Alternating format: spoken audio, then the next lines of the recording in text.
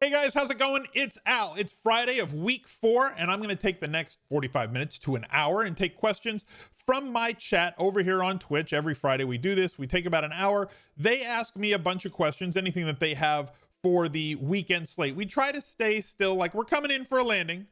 We're not at 30,000 feet anymore. We're on our final descent into Sunday. Sunday morning, 45 minutes right before kickoff, I go live on Twitch and take 1v1 questions, 2v2 questions, strategy questions, and update with X Factor players whose status have changed since this Friday video comes out. That's the real close to the vest stuff. Is this player cash game viable or not? Friday, we like this, less 1v1 and 2v2, more strategy questions, bankroll questions, this player versus that player, players in ranges that we can kind of focus in on.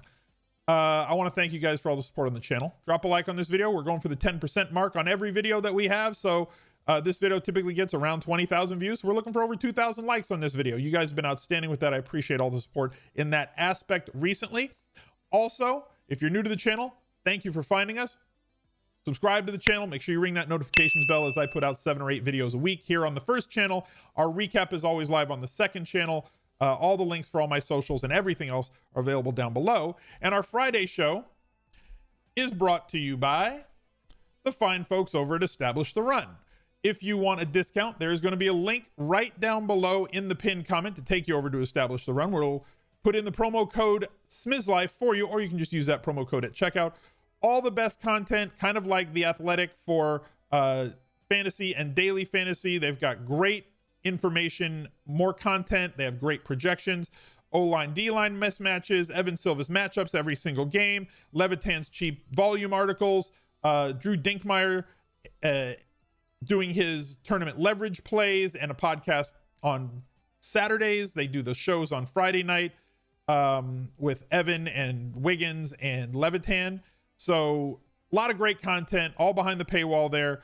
Not a tool, right? There's no lineup builder there, but you can import their projections into any other lineup builder that you want to use. And we have links for discounts to multiple ones down below. Get in where you fit in. As far as that, go visit Establish the Run and support the folks that support the channel. Thank you very much. Moving on to the slate. There's a couple of things that I wanted to talk about before I get to questions from the chat. The first thing, there's a couple games that have been postponed on this, making it very, very easy for us. It's got a big thing right here on the top. The Pittsburgh Steelers and Tennessee Titans has been postponed. Those players will not receive fantasy points. So my advice, don't play those guys. Top tier, in my expert opinion, don't play Steelers or Titans this week. Okay? Very simple. They're even listed in red. So that's something that, should make it easy for you. Don't click them. Let's bring in the chat. Favorite 4K to 5K receivers. It's kind of a weird range, but we'll go over that. Somebody said it goes against my rules, but any love for Dalvin Cook. Look, anybody can get there with volume. I don't think that you have to stick to the, I give you guys very easy ways to think about things. I think I'm giving you easy ways on how to think about putting yourself in plus EV situations. So at running back, you want to focus on those 5 boxes, right? You want to focus on running backs playing at home, who are favored, who have inclusion in the passing game, get volume inside the 5-yard line, and, should project to get 20 or more touches. So if you got a guy like Dalvin Cook,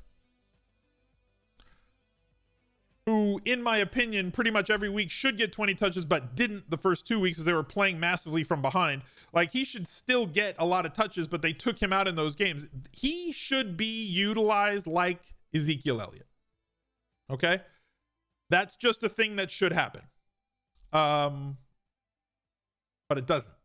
And I don't have an answer as to why. So you get games where he gets 14 touches or 16 touches. He should never touch the ball less than 20 times. That includes catches. He is good enough in the passing game to not take him out in 2-minute drill or in long down and distance situations. So Dalvin Cook getting under 20 touches in any game is detrimental to the Vikings' health because he's such a good football player. So even though he does not check all 5 boxes this week, he's playing on the road and not favored. I still think he's a good tournament play because he gets so much usage inside the 5 if they get there. Houston is so bad, right? They're a great matchup for opposing running backs. I think you can play him. I think you want to pick your spots to play him. And if you're going with a Deshaun Watson stack, I don't mind bringing it back with Dalvin Cook. Somebody mentioned 4K to 5K wide receivers. So that's an interesting range, right? And I apologize for constantly scratching my nose. For those of you who watch the stream, you know that my house for the last couple of weeks has been inundated with mosquitoes. Yes, inside the house. We just got it fumigated yesterday, but the other night, like you see like these spots on my face, like they bit my face when I was sleeping, and one of them bit on the inside of my nose. So my nose is constantly itching. So apologies for constantly doing that. Because I can't get the anti-itch stuff up my nose. This range for wide receivers, 4K to 5K, is tough, right?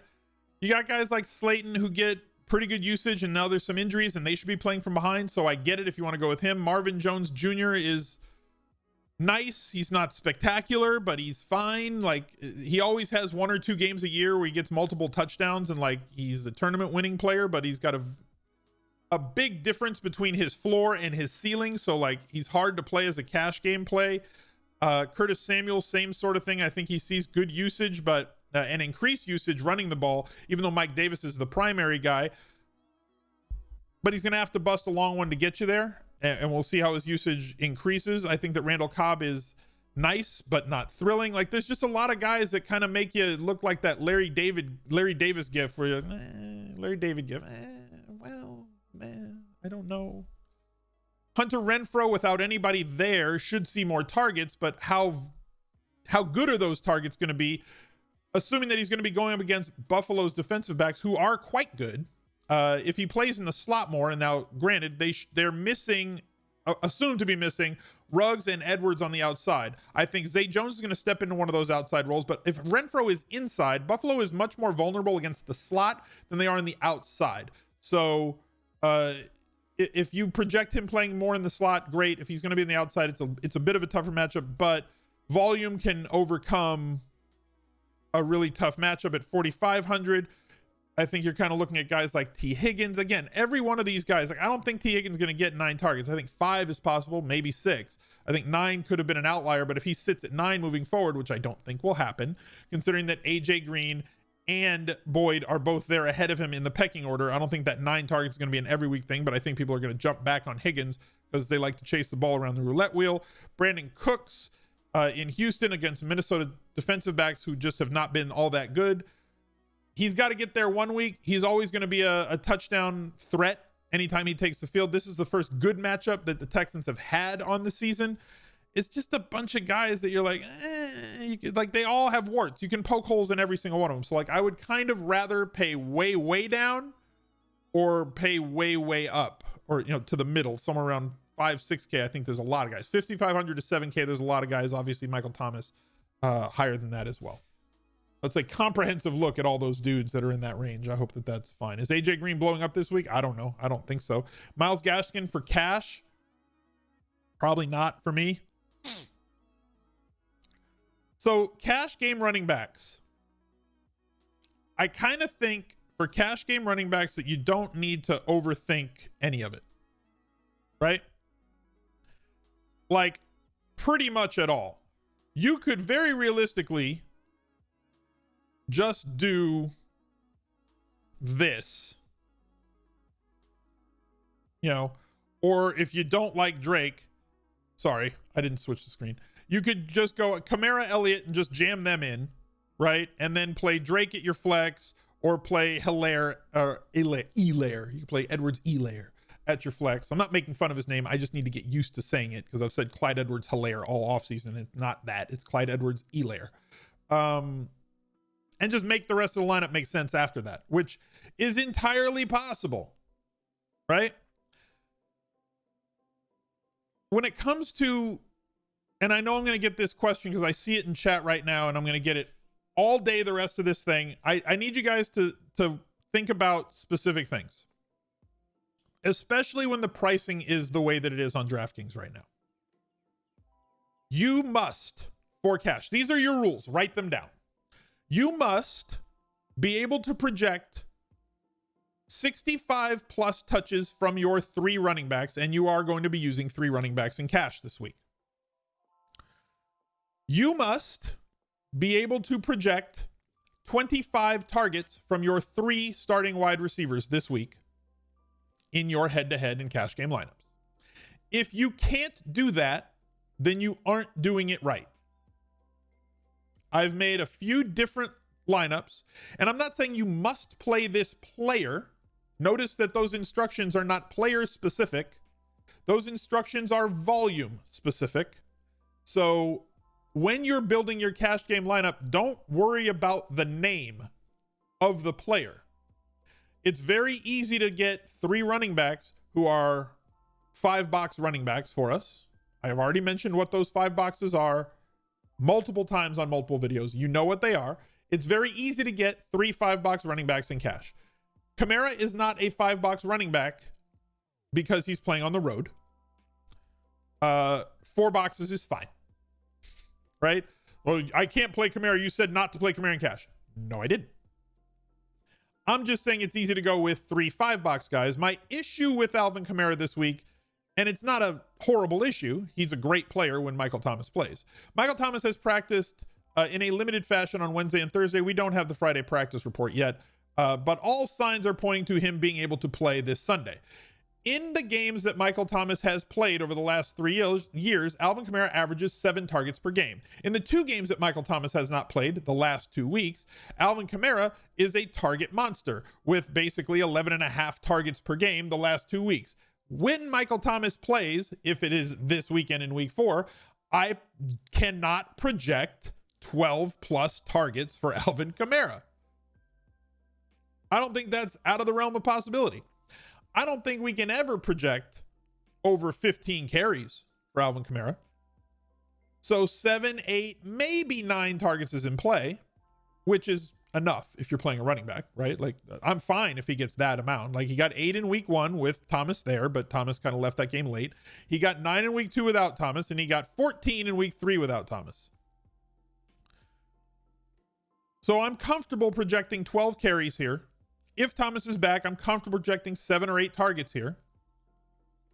But I think that we can also project other running backs that may be cheaper for somewhat similar work, more carries, same inside the 5 usage. He's also been extremely touchdown happy this season with 6 of them through 3 weeks. So if you're looking at Alvin Kamara saying, wow, he's going off this year, the last 2 weeks, he's averaged over 40 fantasy points. That's just the new Alvin Kamara. No, it's not. And that doesn't mean he can't score 40 this week.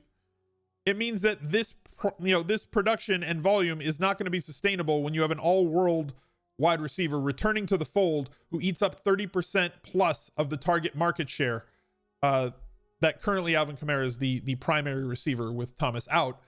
He will go back to being the secondary receiver with him back in. I'm sure in the face his price is so nice with that kind of upside. 5-6K running back range without Drake is so interesting. I mean, Drake's in that range and he's interesting because there's a slate winner in there somewhere. Okay, so you're saying without Drake in there, whether because you don't like him or because whatever, there's a lot of guys. Yeah, there are a lot of guys. So, and a lot of them aren't going to catch heavy percentages in tournaments like at all, right? They can't. Everybody can't carry a high percentage. So like the highest percentage guys this week are going to be like Kamara, Ezekiel Elliott, maybe Mike Davis, Hilaire, Drake, Mixon. Okay, let's just say those are going to be the highest played guys. I think everybody else is going to be under 15%. Okay? James Robinson, one of those guys, is going to be under 15%. I love the fact that he did not come off the field a ton in passing situations as they were trailing Miami for Chris Thompson, which means that if they're playing close, he's going to get the runs. That's terrible phrasing. If they're close, he's going to get all the carries. If they're playing from behind, he's still going to get a lot of targets. So his volume is somewhat secure as a game flow independent running back. I don't project he's going to score a touchdown or 2 every single week, but he can get you there. Elaire is going to be highly played. Chris Carson looks like he had an excellent week of practice. He's probably going to play this weekend. And I think that there's going to be a lot of people playing the passing game against Miami, and for great reason. So if you want a tournament pivot with leverage, go with Chris Carson, who is in this offense always a threat for a single or a double touchdown game.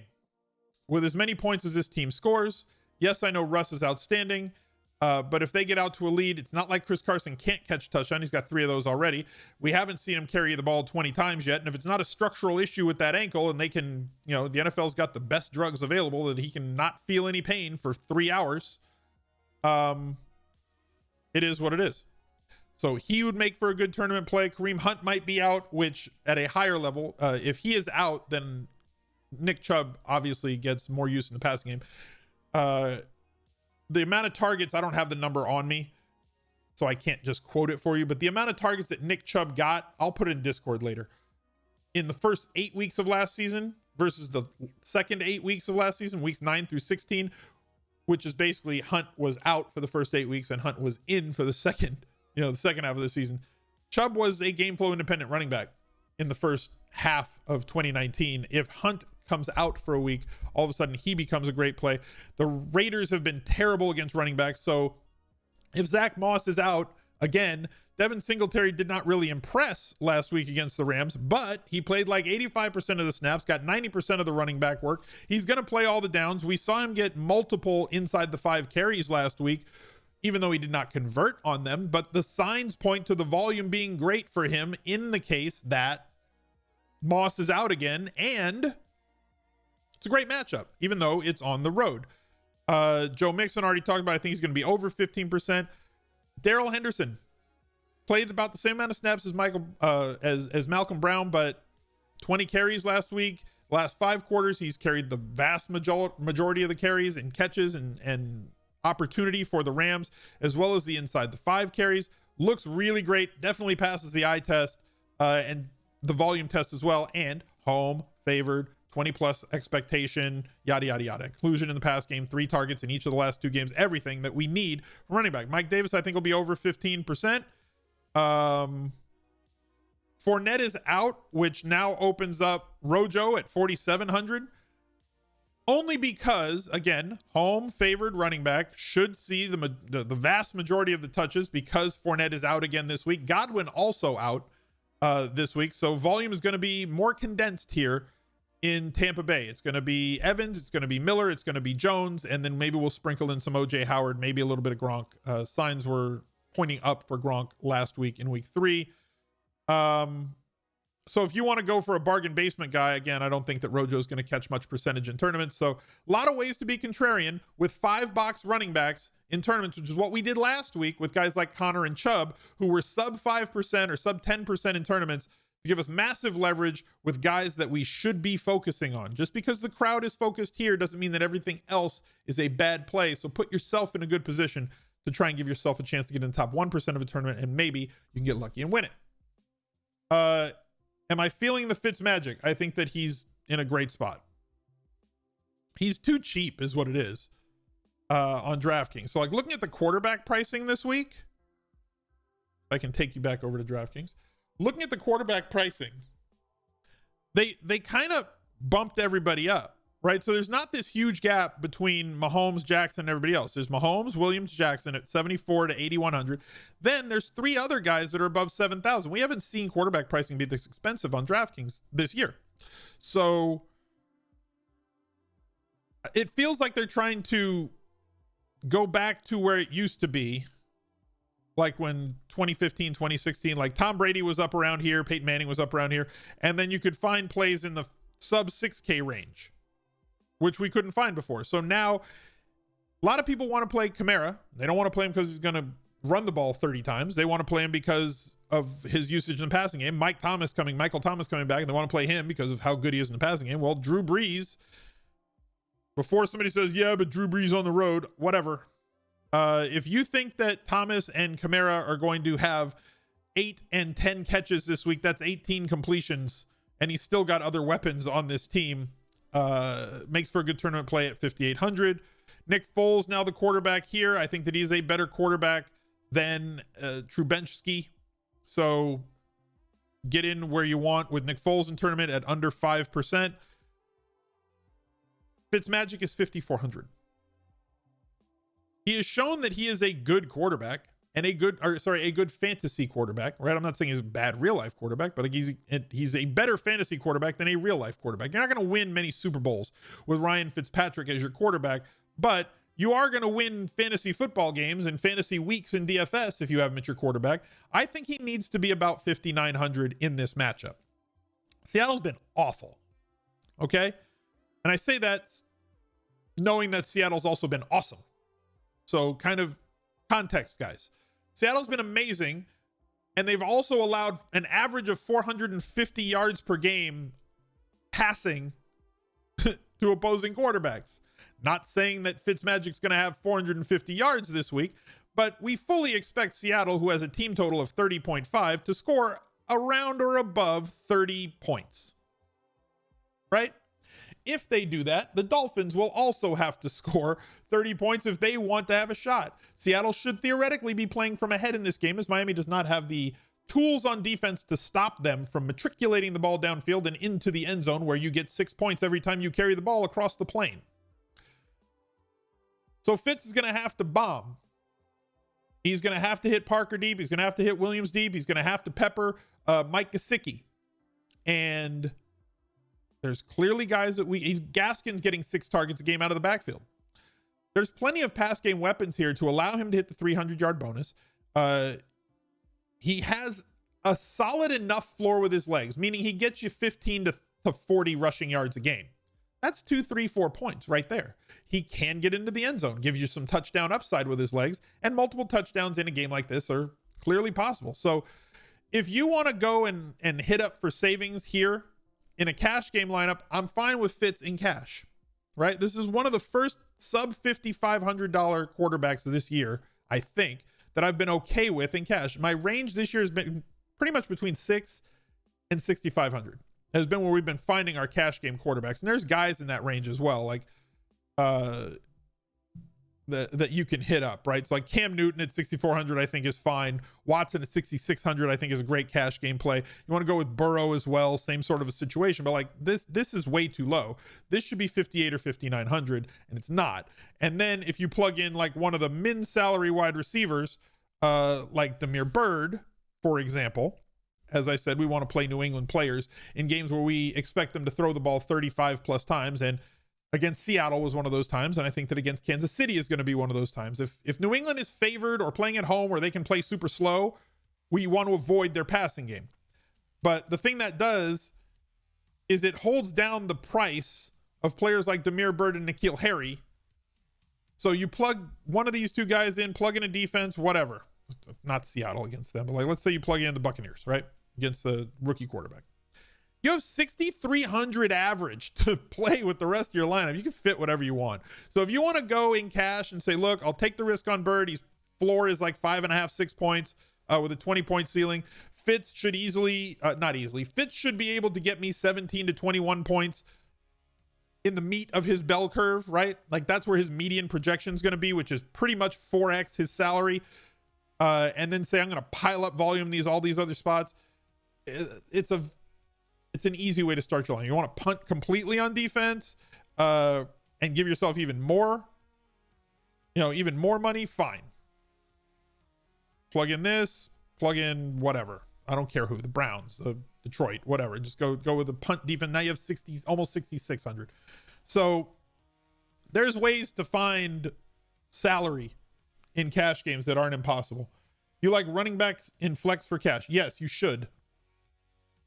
Thoughts on tight end? Pay up? What is pay up this week?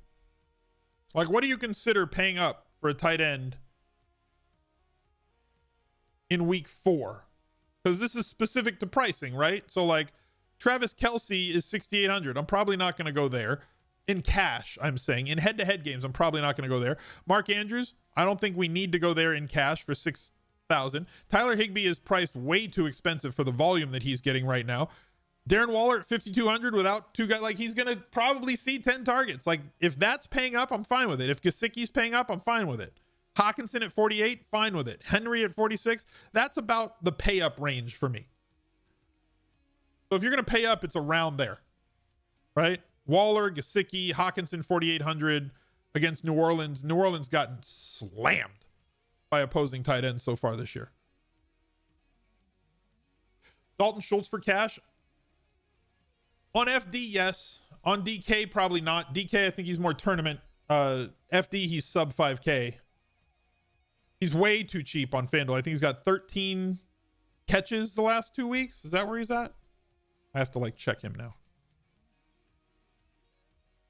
Yeah. Dalton Schultz, 13 catches in the absence of one Blake Jarwin. Rip my best ball lineups. 16 targets, and interesting enough, the only Cowboys pass catcher to get multiple red zone targets the last 2 weeks.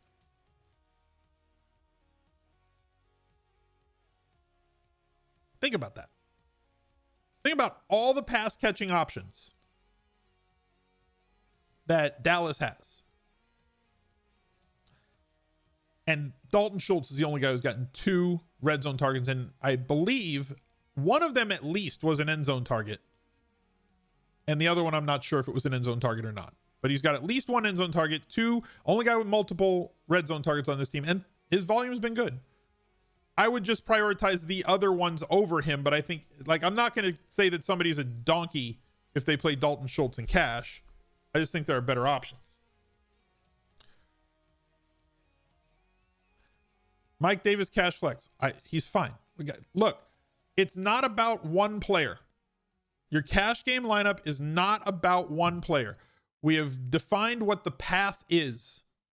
Play a quarterback who is in a high totaled game or has a really high team total, has a path to either the 300-yard bonus, multiple touchdowns. Like, you need those things this week. And there are 8 or 9 quarterbacks that can do that for you at varying price points.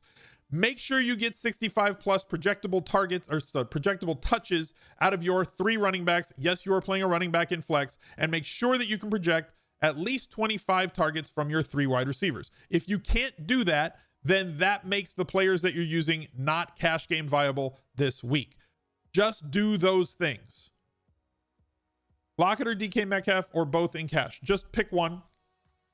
I don't think you're going to play both in cash, but definitely pick one. There's 7 games on this slate, or 7 teams on this slate with team totals of 29 or above. There is so much expected scoring, like so much expected scoring, that you can do pretty much whatever you want. You know? So, like, instead of asking, is this guy cash game viable? Right? Like, is this running back cash game viable? Don't think about it that way. Think about it in terms of volume. Is this running back going to get enough volume on a week like this for me to play him in cash? And if you do that, you don't need to ask me. You know, right? If you've got a running back that you're projecting to get like 14 touches, he's probably not cash game viable this week because there are so many guys. If Zeke is the highest paid or the highest priced running back who projects to get 20 carries, right? I know Kamara's 8,000. He does not project to get 20 carries. So Zeke is the highest guy at 7,800. Elaire projects for 20 touches at 64. Drake projects at 20 touches at 6K. There's a lot of guys that you can find at running back who kind of project for that sort of volume, and just stick to those guys. Like, keep it simple, right? Make your cash game, your head-to-head lineups very, very simple. Somebody wanted me to look at running back or wide receivers between 6,500 and 5,500. So there's a lot. Keenan Allen draws a really tough matchup on the outside. He does play a lot in the slot. He spends time on the outside too. And Herbert loves him. Like, he's got a man crush on Keenan Allen. And we love that in terms of fantasy. With 29 targets through 2 weeks, this looks like the Keenan Allen of old, who used to get, like, remember he had those stretches for like 6-7 weeks at a time where you get like 12 to 14 targets. This might be one of those runs, but this is a tougher matchup for him, though they should be playing from behind. So efficiency could be down, but I expect the targets to remain. Mike Evans going up against the Chargers.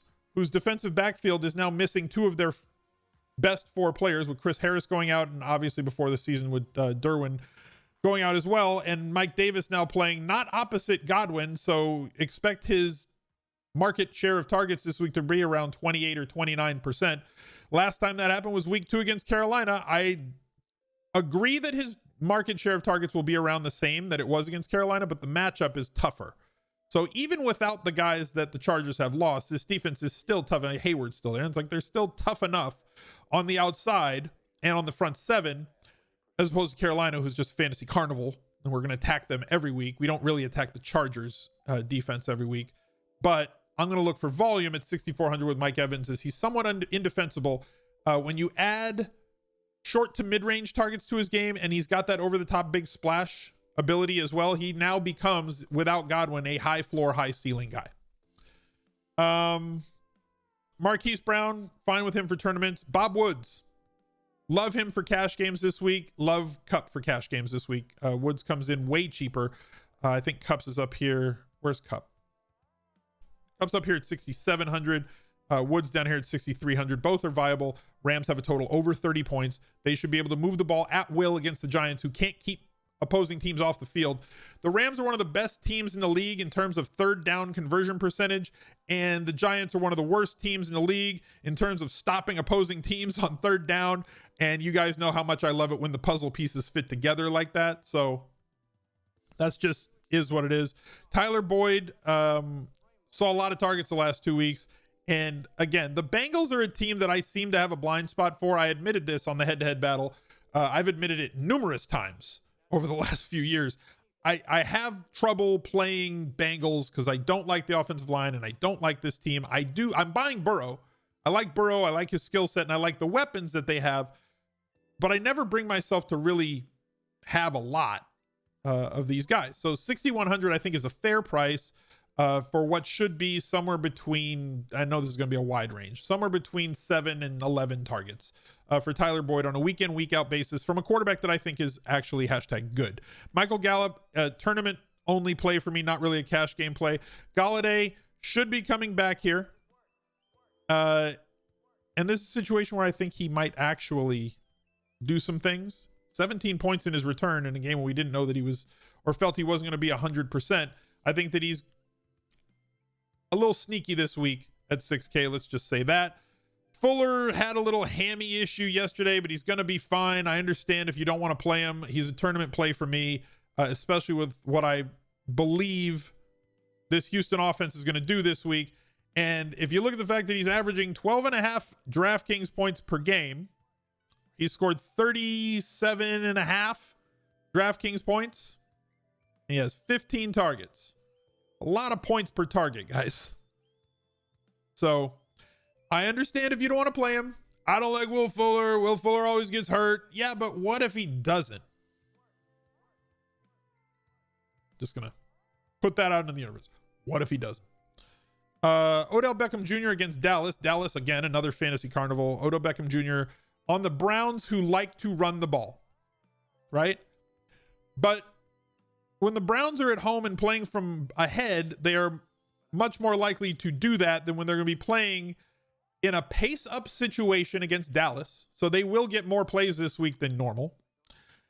And theoretically, they should be playing from behind, right? They are underdogs in this game on the road. If they are underdogs in this game playing on the road, then Beckham Jr. and Landry are both in play for me in tournaments. Not going to play them in cash, but I think they're good tournament plays. If you want to go with Parker in cash, I'm fine with it at 5,700. If you want to go with DJ Moore in cash this week, I think this 4 here against the Chargers is an anomaly. I think we're going to see somewhere around this range here. There's just nobody on the outside that is as talented as DJ Moore is, and I don't think there's anybody on the opposing side outside of name recognition that can, at the ages that they are right now, stop what DJ Moore does. And where he wins is short to intermediate routes. He also has the ability to go over the top, but he eats near the line of scrimmage. And that's really tough to stop from a volume perspective and a catch conversion rate perspective. I think he is certainly viable for cash games this week based on his amount of targets that he gets and catch floor based on the ADOT of those targets, while also having big playability for us at 5,600. So that's a lot of wide receivers that we just got to talk about there. I hope that helped. You like Kareem Hunt over OBJ? Can't play him if he doesn't play, though. And right now he's very questionable to play this weekend. So that's kind of where we're at. Slayton or Landry in tournaments? Yes. I'm not going to make a distinction there. I think they're both tournament fine. And again, look for players that you can overweight the field, no matter how many lineups you're playing. And I'm firmly on team learn if you are a mass multi-entry player. Learn, right? It's a skill that you must learn if you are playing daily fantasy. I'm not saying that you have to mass multi-entry the Millionaire Maker. I'm not thinking that everybody has the $3,000 a week to fire at the Millionaire Maker.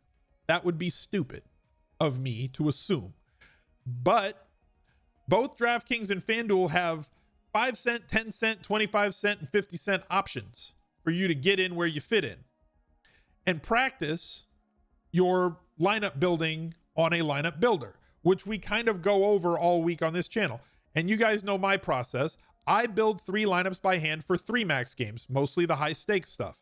I build a cash game lineup and I enter my cash game lineup into tournaments because my cash game lineup generally has 1 or 2 spots where I've differentiated from the field, not on purpose, but because it's consistent for me. Like I'm going to play chalk players, but like because they're the right plays, not because the field is playing them so I play them, but because they're the right plays.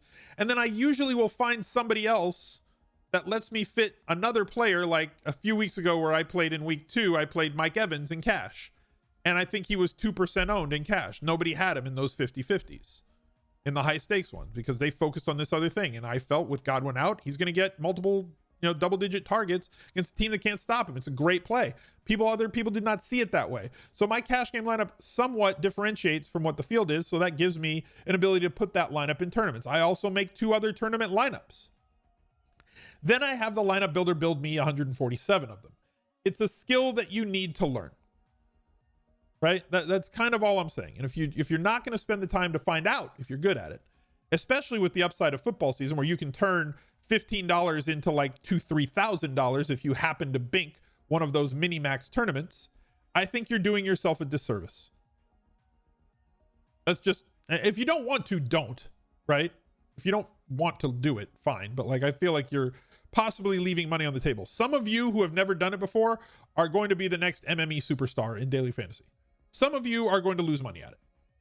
That's just the way it works. But like, if you've never tried it, you don't know if you're good at it. And if you try it and you're like, I can't do this, then good. You found out I can't do it. And it cost you like $15.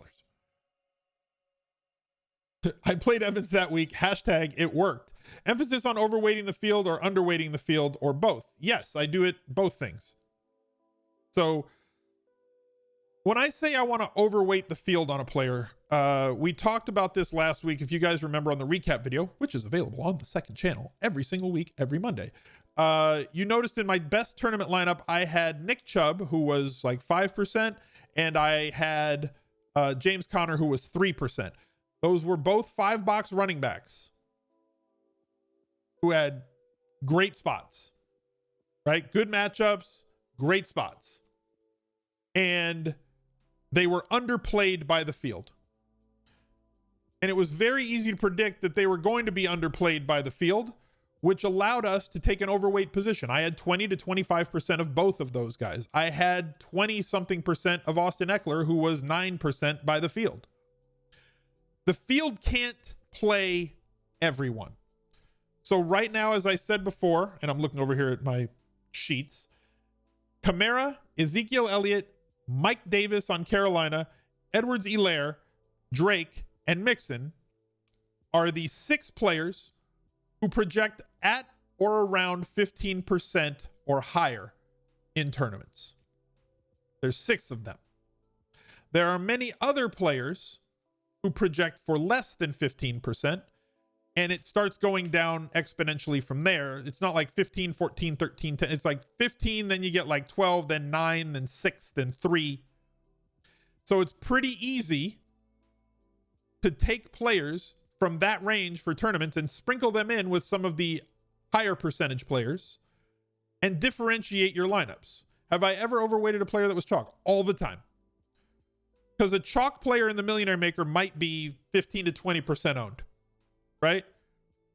Hilaire is not going to be 50% this week. He might be 18 to 22. So if you want to take 40% Edwards-Hilaire in your lineups this week, you will overweight the field by 2 times. You don't just have to overweight the field on the low percentage guys. You can overweight the field on the high percentage guys as well.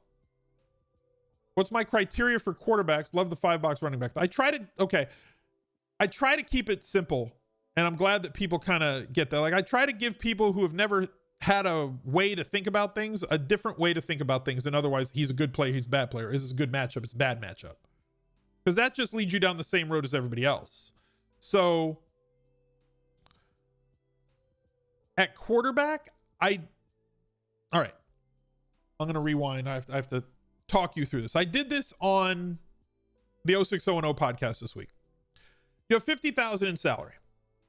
In head-to-head 50-50s double ups, most weeks if you score 150, there's going to be some outlier weeks, but most weeks if you score 150 points on DraftKings, you're going to be profitable in your head-to-head games, right? Some weeks you won't because they're outlier weeks and chalk goes crazy and low, some 3K guy has 30 points and everybody's got him and scores go up. But everybody's got him, so everybody's scores go up. So most weeks you score 150. So typically, if you did the quick math on that, you'd say, well, I have 50K in salary. 150 points is 3 times 50. So I need, for every 1,000 in salary that I have, I need 3 times that. But that doesn't work at every position. It also is a little bit too restrictive on the high-priced players, and it's a little too lenient on the low-priced players. And defense is something that's highly variant, right? I can't tell you that the Seahawks will score 10.2 points this week. Can't guarantee you that. Or any other defense. So defense, I focus specifically on teams that get a lot of pressure on a quarterback, right? High pressure rate, high blitz rate teams against overmatched offensive lines where a quarterback is going to have to drop back more because the majority of your scoring that a defense is going to do is based on sacks and or turnovers. Sacks can be strip sacks. Interceptions come from dropbacks, and fat man touchdowns on scoop ups from those strip sacks lead to winning weeks, and pick sixes on throws to the outside where the guy just shoots back down the sideline when he jumps the route. What leads to winning weeks? All those things stem from pressure. All those things stem from quarterbacks who have to drop back more than 30 times a game.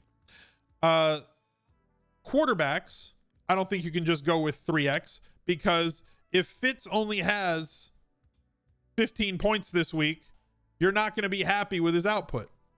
I typically look for possibilities of getting me to 4x if I'm spending lower. So from a quarterback, I want 20 plus points. Can Ryan Fitzpatrick get me to 20 plus DraftKings points? Well, he's averaging 20 DraftKings points, and he's in the best matchup that he's had so far this year. So it's realistic to think that he could get us there. I'm also a little more lenient on the top end of the scale. Do I need, 32 points from Lamar Jackson? No. But the chances that he gets me 26, 27 on a regular basis or more, pretty high, considering that last year he averaged like 29 fantasy points a game. So I'm a little more lenient at the top end. I'm a little more stringent at the low end. I got to get 20 points out of my cash game quarterback. If I'm spending higher than 6,500, I got to have a realistic chance of 25 plus. So it's a little bit fluid, and I'm sorry that there's no like ABC rules for it, but there are ABC rules in terms of running back and wide receiver. And I think that you should stick to them, especially in a week where the pricing is the way that it is this week. Where do I focus my energy in lineup review? Do I just review exposure? No, I review my decisions. Exposure is part of that. I want to see, did I play, like a good example would be Tyler Higbee. right? I wrote up Tyler Higbee, I think last week or a couple weeks ago, and I was like, hey, he was a smash, right? He had 2 touchdowns. He did this. Yeah, but like he ran routes on like 40% of the quarterback's drop of Jared Goff's dropbacks, and he only played like 60% of the snaps. So like we really got lucky with Tyler Higbee, and you have to admit that. Because volume rules all when it comes to running backs, wide receivers, and touchdowns. Or tight ends, sorry. Things to consider: rushing upside, 300-yard bonus. Exactly. And those things are really DraftKings specific. So if you're building cash game lineups on FanDuel, the pricing is completely different. First of all, the game is different because it's half PPR versus full, and it's way less volume oriented, although it is still volume oriented. It's more touchdown oriented. You need guys that get themselves into the end zone for you to really have a big week on FanDuel, where DraftKings, if a guy has 9 catches and breaks the 100-yard bonus, you're scoring a lot of points without a touchdown. You know, that's a 20+ point game. It's 21 fantasy points if he just gets 100 yards. 140 yards and 10 catches is 27 DraftKings points. FanDuel quarterbacks who throws touchdowns, well, who runs them in also. But like there's no bonus for the 300 yards. So like you get half a touchdown for 100 yards receiving, 100 yards rushing, or 300 yards passing on DraftKings. So like that has to factor into your decision making, right? So guys like DeAndre Hopkins, who can just pile up catches and pile up yards, way more valuable. Same with Michael Thomas. Doesn't need to get in the end zone to be an absolute smash play, where on FanDuel, you kind of have to do that. You kind of have to make decisions like that. What percentage of your player pool would I say comes from the highest game totals predicted by Vegas? I focus on high scoring games. I also focus on teams that have high implied team totals, and I focus on offenses that would be good chasers, right? So think about track. Some guys are front runners when it comes to like running a race, and some guys are chasers. They like to chase the rabbit, right? They want somebody else to get the lead and they run them down. Fitz is a great chaser, right? Fitz is an outstanding chaser. Dak Prescott, Russ Wilson, outstanding chasers. Jared Goff, amazing chaser. Jameis Winston, outstanding world-class chaser. If their team gets down 2 touchdowns, you're going to have a really good fantasy day. That's just the way that it goes. Bortles was a really good chaser. Yeah, tons of garbage time points from Bortles offenses. So those are kind of the things that I look at. And I hope that this helped you guys. Thank you for joining. I appreciate it. Drop a like on the video. Subscribe to the channel. Look out for another video that's going to be right over my face. He's a legend.